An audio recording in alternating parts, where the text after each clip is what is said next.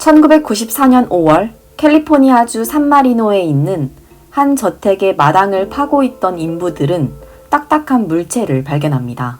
조금 더 땅을 파서 확인해 보니 그것은 콘크리트 통이었는데요. 충격적이게도 그 안에는 사람의 뼈가 발견됩니다. 인부들은 즉시 경찰에 신고했죠. 수사관들은 뼈의 상태가 아주 오래된 것으로 보아 이사 온 지 얼마 안 된 현재의 집주인들은 관련이 없다고 판단합니다.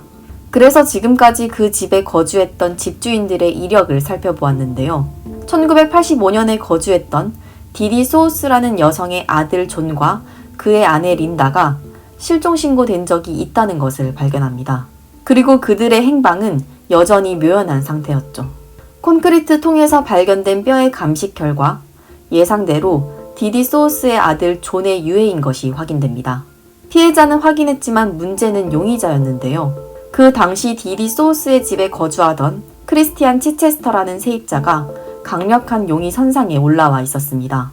크리스티안 치체스터는 그들이 사라졌을 당시 이웃들에게 배관에 문제가 있다며 전기톱을 빌린 적이 있었죠. 또한 콘크리트 통 안에 발견된 비닐백이 당시 크리스티안이 다니던 대학에서 사용되던 비닐백이었습니다. 게다가 크리스티안은 존과 린다가 실종되기 직전까지 계속 그들의 편지를 디디 소우스에게 전달해 주었죠. 여러 가지 정황상의 증거로 크리스티안 치체스터가 강력한 용의자로 의심되었지만 그 역시 행방이 묘연했습니다. 그래서 이 사건은 피해자와 용의자가 확인되었음에도 미해결 사건으로 남아있게 됩니다. 그리고 시간이 흘러 2008년 7월 보스턴에서 크리스티안은 딸 납치범으로 경찰에 체포되는데요. 수사 결과 그의 진짜 이름은 크리스티안 치체스터가 아닌 크리스티안 게르하르츠 라이터로 밝혀집니다. 크리스티안 게르하르츠 라이터는 1961년 독일에서 태어났습니다. 그리고 1978년 17살이 되던 해에 집을 떠나 혼자서 미국으로 이주했죠. 그는 독일에 있을 때 기차를 탔다가 사비오라는 성을 가진 미국인 커플을 만났는데요. 그 커플은 농담 삼아서 크리스티안에게 만약 미국에 오게 된다면 자신들의 집에 놀러 오라고 말했습니다. 그리고 크리스티안은 몇 개월이 지나서 진짜로 그들의 집 앞에 나타났죠. 입국 심사 때 사비오 가족의 이름을 이용하기까지 했습니다. 크리스티안이 연락조차 없이 갑자기 나타나서 사비오 가족들은 너무 당황스러웠지만 결국 그를 하숙생으로 받아주었습니다. 크리스티안은 사비오 가족들에게 자신이 유럽의 한 귀족 가문의 아들이라고 말했습니다. 그리고 자신의 빨랫감을 빨거나 아침을 차리는 등의 집안일에는 하나도 참여하지 않았죠. 몇 달을 참던 사비오 가족은 결국 크리스티안을 집에서 내쫓았습니다. 하숙하던 집에서 쫓겨난 크리스티안은 위스콘신주 미러키로 가서 에이미라는 여성을 만나 결혼까지 합니다. 사실 크리스티안이 에이미와 결혼한 것은 영주권을 얻기 위해서였는데요. 그는 영주권을 받자마자 집에서 나와 사라집니다. 그리고 나서 그는 캘리포니아주 산마리노로 갑니다. 이번에는 사람들에게 자신의 이름이 크리스티안 치체스터라고 소개했죠. 그리고 사람들을 믿게 하기 위해서 가짜 가문 문양을 새긴 명함까지 나눠줬습니다.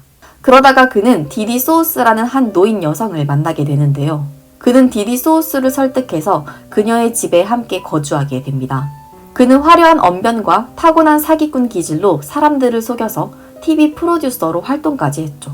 순탄하게 이어가는 듯 보였던 크리스티안의 사기 행각은 디디 소우스의 아들과 그의 아내가 이사 왔을 때 위기를 맞게 됩니다. 디디 소우스의 아들 존과 그의 아내 린다는 어머니의 집에 이사를 왔는데요. 세입자인 크리스티안이 조금 이상하다는 걸 즉시 알아차리게 됩니다. 월세도 한 푼도 내지 않았고 심지어 어머니 디디 소우스의 돈으로 비싼 옷을 마음대로 사입었죠. 존과 린다는 크리스티안에게 이런저런 질문을 많이 했고 서서히 그의 정체를 의심하기 시작합니다. 그리고 1985년 어느 날 갑자기 존과 린다가 사라졌습니다. 크리스티안은 디디 소우스에게 그들이 프랑스로 여행을 갔다고 말했죠. 그리고 그들이 썼다면서 편지도 여러 번 전달해 주었습니다. 그러다가 2달 후 크리스티안 역시 사라져 버렸죠. 디디 소우스는 크리스티안을 통해서 아들과 편지를 주고받고 있었는데 아들에게 연락할 방법이 없어졌고 편지도 전혀 오지 않자 경찰에 실종 신고를 합니다. 하지만 결국 디디 소우스는 끝내 아들을 찾지 못하고 3년이 지난 1988년 사망하게 됩니다. 그러는 사이 크리스티안은 코네티컷주로 활동 지역을 옮겼습니다. 이번에는 사람들에게 자신의 이름을 크리스티안 크로우라고 소개했죠. 그리고 한 투자 회사의 임원으로 취직하는 데 성공하는데요. 그가 회사에 제출한 사회보장 번호가 미국의 유명한 연쇄살인범 데이비드 버코위츠 것임이 들통나면서 즉시 해고됩니다. 한편 크리스티안은 이곳에서 지내면서 존과 린다가 타고 다니던 트럭을 중고차 회사에 팔려고 시도했다가 실패하게 됩니다. 중고차 회사 직원이 실종자의 트럭이란 사실을 확인한 후 경찰에 제보한 거죠. 하지만 크리스티안은 이미 코네티컷주를 떠나 이번에는 뉴욕에 정착합니다. 그리고 자신의 정체성을 재창조했는데요. 그는 미국의 아주 유명한 가문인 록펠러 가문 사람으로 사기를 치기로 마음먹고 자신의 이름을 클라크 록펠러로 소개합니다. 그리고 옷을 멀끔하게 차려입고 주로 부유층들의 파티에 나타나거나 낯선 사람들의 결혼식에 나타나면서 인맥을 쌓기 시작합니다. 그는 사람들에게 자신이 부유층이라는 것을 믿게 하기 위해서 가짜 미술품을 사서 집안에 걸어두거나 자신만의 보디가드와 무전기로 대화하는 척을 하기도 했습니다.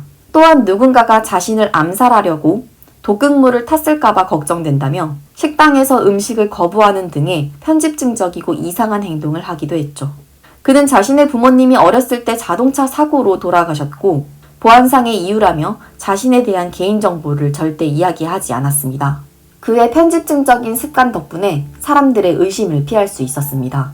그리고 1994년 크리스티안은 클라크 록펠러라는 이름으로 사기를 치고 다니면서 마침내 하버드 출신의 샌드라 보스라는 여성과 결혼하는 데 성공합니다. 그리고 샌드라와의 사이에서 딸까지 낳았죠. 그는 결혼하고 10년 동안 주로 아내 샌드라의 돈으로 생활했는데요. 시간이 지날수록 아내에게 폭력적으로 변해갔습니다. 그리고 그가 과거에 대한 이야기를 할 때마다 말의 앞뒤가 맞지 않는 것에 대해서 주변인들과 아내가 서서히 의심하기 시작합니다. 2006년 결국 아내 샌드라는 이혼을 결심하고 사설 탐정을 고용해서 그의 뒷배경을 조사하는데요. 그의 진짜 이름과 정체를 알아내는 데는 실패했지만 클라크 록펠러라는 사람이 존재하지 않는다는 사실만큼은 확실하게 확인했죠. 결국 이혼 소송을 제기했습니다. 샌드라는 양육권을 자신이 갖는다는 조건 하에 크리스티안에게 80만 달러, 한화 약 10억 원을 합의금으로 주었고 대신 크리스티안은 딸을 1년에 딱 3번만 만날 수 있었습니다.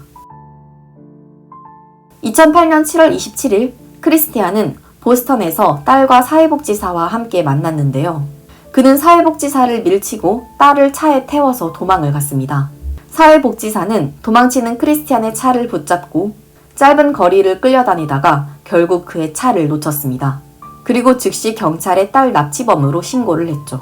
수사관들은 빠르게 그를 추적했습니다. 그리고 일주일 동안의 수사 끝에 그가 메릴랜드주 볼티모어에 있다는 사실을 알아냅니다. 일주일 동안의 짧은 기간이었지만 그는 벌써 45만 달러짜리 아파트도 구입했고 이미 찰스 스미스라는 가명으로 배까지 구입해서 그 배에 선장이 되어 있었죠. 수사관들은 배에 물이 잠기고 있다고 전화해서 아파트 밖으로 그를 유인한 후 체포하는 데 성공하면서 무려 30년 가까이 미 전역을 돌아다니면서 사기를 치던 크리스티안의 사기 행각은 막을 내리게 됩니다. 그는 체포되었을 당시 끝까지 자신의 이름이 클라크 록펠러라고 주장하면서 자신의 진짜 본명을 밝히지 않았는데요.